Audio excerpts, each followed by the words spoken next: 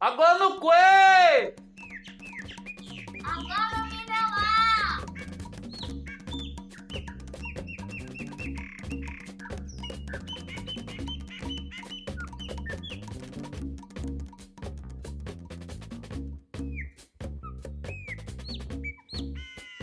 Olá, eu sou João Vanderlei de Moraes Filho, sou poeta e gestor cultural e peço licença para te apresentar o Quilombo da Palavra, o podcast da Casa Americana da Poesia, um instituto fundado por poetas e escritores de Cuba, Colômbia e Brasil, com o sonho de unir poéticas emancipatórias da América literária.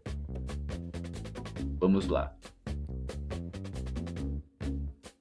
No primeiro episódio, vou compartilhar para vocês como criamos esse espaço estratégico com o intuito de estabelecer uma rota de aquilombamento, por assim dizer. E quais as referências que utilizei para a formulação do projeto. Isso para chegar em nosso primeiro encontro estratégico durante o café da manhã em Bogotá, a capital colombiana. Um dos momentos mais importantes de toda a viagem para mim. Foi ali que todos nós nos olhamos nos olhos, assim, redundante. Nos olhamos nos olhos e sentimos o tempo, posso dizer, em que descobrimos as veias abertas da América Preta. Em 1995, a Unesco lançou o projeto Slave Routes, que decalcou a rota da escravidão nas Américas. Para além de onde eu vim, eu peço agor. Meu lugar é onde estou e onde eu possa acontecer. Nas margens da poesia, imagens da palavra. Meu lugar sou eu, meu lugar é minha história. Para realizar esse sonho, fundamos no dia 19 de julho de 2024 a Casa Americana da Poesia, desdobramento da experiência de imersão e participação de 11 escritoras e escritores do Recôncavo, no que chamamos de Quilombo Americano de Literaturas, que aconteceu em Havana, Cuba, Cartagena de Índias, no Caribe colombiano, e em Cachoeira, no Recôncavo da Bahia, Brasil, durante os meses de junho e julho daquele ano.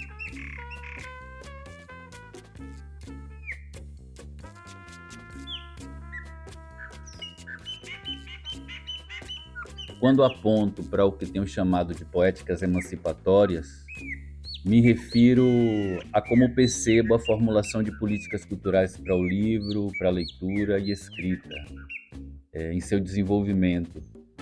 Para mim, trata-se de uma estratégia de enfrentamento a uma realidade social em que as artes literárias, as culturas negras, tal como produzindo, não sejam objeto, né? Apenas mero objeto do capital econômico em detrimento da dimensão simbólica.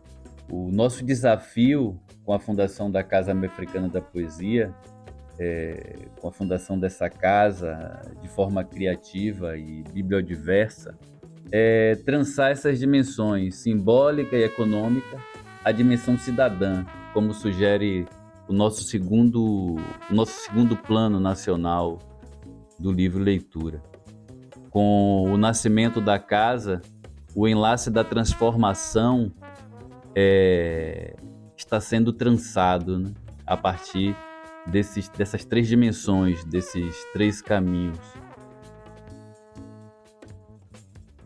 Vale lembrar, nesse sentido, a pesquisadora Isaura Botelho, que nos sugere, né, nos diz em seus estudos, que a democracia cultural não leva ou traz cultura, promove o acesso a vários públicos, né, a fim de favorecer a diversidade de possibilidade e desdobramentos. Nesse sentido, é que a Casa Africana da Poesia é um desdobramento das 3 primeiras edições do Quilombo Africano de Literaturas.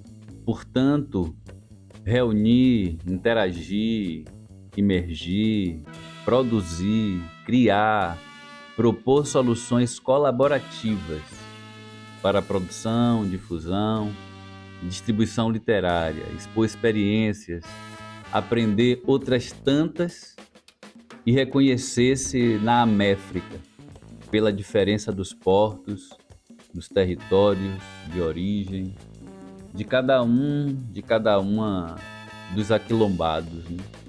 Perceber o contexto excludente que exigiu e que exige de cada um de nós, participante desse quilombo africano de literaturas, como esse contexto nos exige atitudes emancipatórias, né?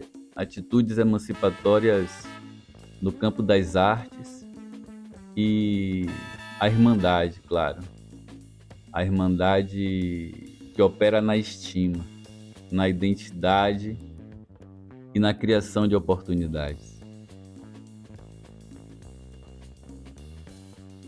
É preciso repetir que em 94, né, que em 1994, essa iniciativa da Unesco, da Slave Route, foi lançado lá em Uidá, no Benin. Nesse porto, ali, naquele porto, estavam assentados navios negreiros que levavam para a distância atlântica do Banzo esses africanos, esses ancestrais, né? Do Banzo que inspirou o escritor Davi Nunes, um dos convidados a refazer, a ressignificar essa rota ao lado de Fernanda Nascimento, de São Félix, Joseane Soares, Rádio Oliveira, Valdir Alves, Andréa Coutinho, Rony Bon, a nossa cientista social e poeta Gisele, né? Gisele Oliveira, eu, João Vanderlei de Moraes Filho, e Andy Kathleen, com então 15 anos. Te deixo agora com o nosso primeiro conversatório em Bogotá, no dia 8 de junho de 2024, quando pela primeira vez nos reunimos para discutir aquilo que cada um de nós estávamos buscando ali, interagindo. Então fiquem com a primeira parte do conversatório dos nossos primeiros ajustes. Vamos lá.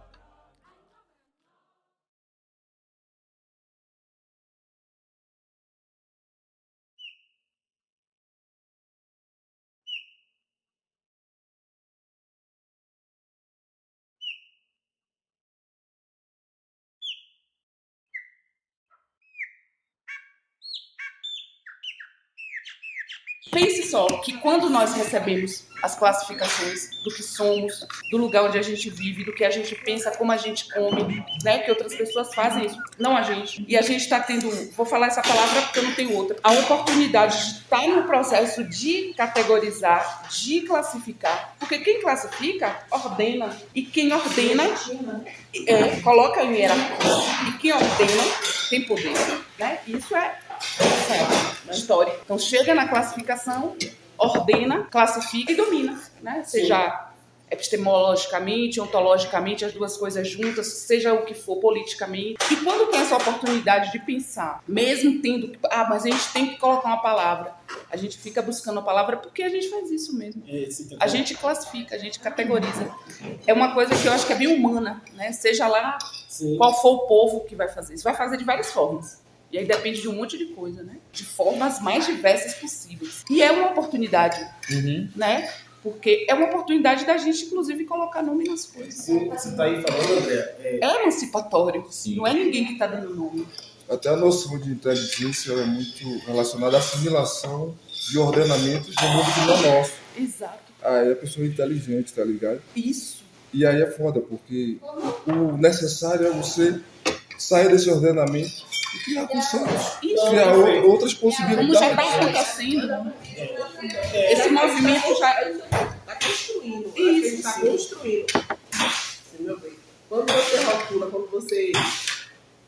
quando você categoriza, você vê que rotula, acho que está em uma construção. Cria uma camisa de força, a gente não pode sair dali. Sim, e aí, eu estou aqui se esforçando, Com certeza, eu concordo. pensando, né, uma feminista norte-americana, historiadora da ciência, que é a Donna Haraway, que ela vai falar, né?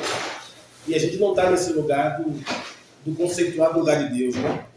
Porque o Ocidente tem esse conceituar do lugar de Deus, né? Porque Exatamente. o título é e vai ser para sempre. É no A contraponto. ideia de verdade. Sim. Isso aqui é a nossa verdade. E aí a gente tem que se ligar Exato. nisso que Gi tá falando, Para não cair nesse lugar.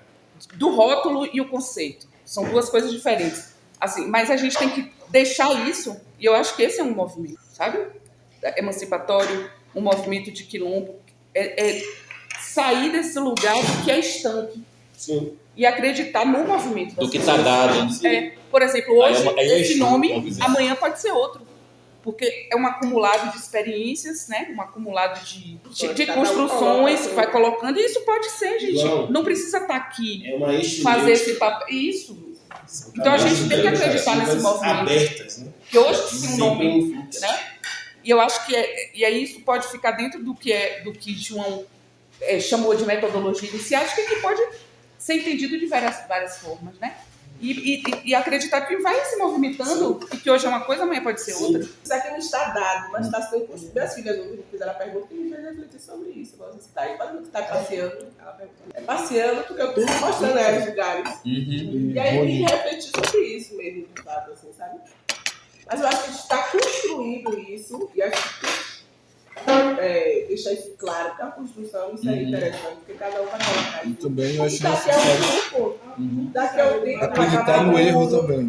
Acreditar no erro. Acreditar no erro. Porque o erro Acreditar faz no erro parte. e, ao mesmo tempo, perceber, assim, por exemplo, não se cobrar tanto. Eu não estou falando que a gente não tem que ter uma responsabilidade, mas não se cobrar tanto esses lugares, sabe? Assim, de ter que, por exemplo, andar na cidade e ver lugares e identificar nas pessoas, por exemplo, o que elas são marcado dentro desse corpo, território, né, que nós temos aqui, é fundamental também. Ontem, O que as pessoas comem, como as diferentes etnias que existem, as diferentes etnias, inclusive negras, né, as diferenças entre as pessoas, essas misturas também, que está em vários lugares, né? sintomaticamente você já localiza, que o André está falando das distinções, o povo negro, a literatura negra, você tem que perceber as distinções, né, de que lugar que veio, do que é. Então você fica assim, é sobre isso, sabe? Então, não é que a gente ciente desse símbolo, daquele reconhecimento, não é ensinar a ideia de ensinar. Acho que é sobretudo se reconhecer nesses lugares. Nesse Que há esse processo, né? diálogo, né? Que a força de ser tão presente que o diálogo acontece, né? Os meninos descendo, vendo o Valdir, vendo os meninos, assim, a gente vindo atrás e prestando atenção. Você viu como eles se colocaram na frente, eles vinham andando de um jeito, até quando botou o corpo. Mas houve uma leitura que para eles. Foi tão lindo assim que a gente fez uma interpretação, mas a gente estava atrás. E fala assim, olha pra você, ela tá dizendo assim, naquele. Se inspirou, né? Enxergou a beleza, porque muitas vezes o ser negro, e principalmente aqui, é negar essa beleza. A não ser que você se aproxime dessa estética padrão. Sabe? Igual o senhor com a bicicleta do menino. A gente subiu, ele estava de um jeito mais, né? Se preparando para. Copo de suco aqui. Tem que colocar. Rapaz, você quer Tá açúcar? doce. Tá doce. Agora é porque você talvez Botou um bocado de gelo. A parte de gelo que vai Mexe. ficar talvez menos doce. Mexe. Ó. Eu pego a faca. Mas como tudo isso não está dado, controlar os discursos, sabe? Porque se eu chegasse e ordenasse como que seria a nossa estada aqui, o que poderia fazer, o que não poderia fazer, o nosso quilombo, o primeiro quilombo vai acontecer em Cuba, o segundo em Havana e o terceiro em Cachoeira. Então, esse momento aqui é justamente o momento maniçoba. É o momento que cada um de nós teve, antes de começar o espetáculo, a nossa programação, a nossa atuação com o que cada um de nós desenvolve, ter a experiência em um momento de poder conversar e interagir na subjetividade de cada um e já compreender a gente como ser humano. E ela me chamou a atenção, vai ser também um momento bacana, ser humano não com diálogo, aquela coisa, o ser humano, parto humano, parto humanizado, não. Nós somos humanos, para você humanizar o que é humano, não, a gente compreender que cada um de nós somos uma singularidade e que a gente precisa ter, em algum momento, um ajuste. Sim. O axé é isso, sabe? Que eu acho que é a melhor forma, né? E isso sem controle, sem camisa controle. de força. Porque o controle tem um perigo muito grande. Sem autoritarismo, né? Sem Que é o determinismo. fim da criatividade. Completamente. Você se sente ali na camisa de força. Conversávamos sobre isso, né? O Davi e o André sobre isso. Então é importante. Verdade, né? Para que haja A criatividade. Exato. Para o movimento trata a acontecer. novidade como se ela fosse um novo, não é? Eu digo uma série de envoltos, né? Dizendo que é novidade, mas na verdade é uma série de lance e uma série de ausência que tem de outra temporalidade para criar um mundo. Isso é só a nossa liberdade nesse sentido. Né? Com certeza. Porque senão desperta também outras coisas, não que não sejam. Eu acho que emoção é sempre. É o que tem que sobreviver mesmo, são as emoções, né? Como fala Paulo César Pinheiro. Mas o importante é que a emoção sobreviva.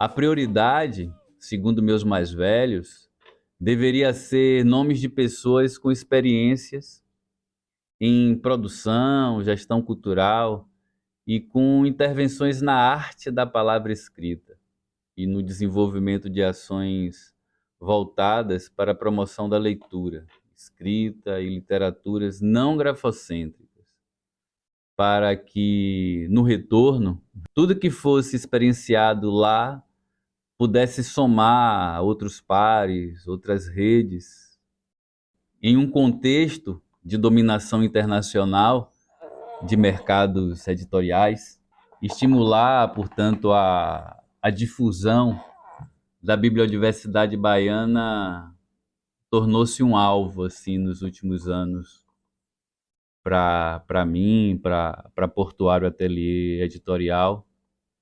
E agora, com o quilombo, né, um quilombo nesse sentido, para mim é também uma atitude, né, uma atitude litero-cultural que responde às rotas destacadas pela Unesco. E o sentido aqui é de agir na arte e na mandinga da palavra. Quilombos, né? Quilombos no plural, como no poema de José Carlos Limeira, dedicado a Abdias do Nascimento e Lélia Gonzalez. Memórias 1. Queria ver o negro, negro queria te ver. Se Palmares ainda vivesse, em Palmares queria viver. O gosto da liberdade, sentido, gravado no peito, correr. Sentir os campos, ter a vida, Angola, Janga, terra de negros livres. Ali toda a vida, toda a raça, raiva, vontade, África. África tão subitamente roubada, sonhos tão subitamente assassinados, liberdade tão subitamente trocada pela escravidão. E é assim, com esse fragmento do poema de meu irmão José Carlos Limeira, quero dizer, as poéticas emancipatórias despertam outras dimensões do desenvolvimento, não só como liberdade e acesso, mas com envolvimento, posso dizer, com envolvimento, com aquilombamento. Esse aspecto ficou muito sublinhado para mim.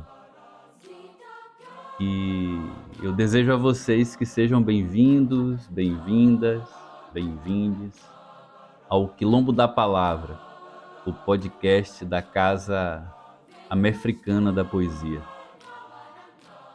Gente, não podemos esquecer que as 3 primeiras edições do Quilombo Americano de Literaturas foi contemplado nos editais da Paulo Gustavo Bahia e teve apoio financeiro do Governo do Estado da Bahia, através da Secretaria Estadual de Cultura, via Lei Paulo Gustavo direcionada pelo Ministério da Cultura Governo Federal.